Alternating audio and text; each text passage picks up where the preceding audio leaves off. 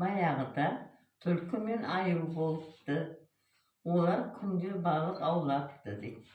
Бір күні оларға бір қыз келеді. Сәлеметсіздер ме? Не істеп жатсыңдар дейді. Кет қыз, сенің шашың одан-одан балықты қорқытасың депті түлкі дейді. Жоқ, бұл қызда ода-дода емес, ол бұйра деді аю. Бір уақытта жел тұрды дейді.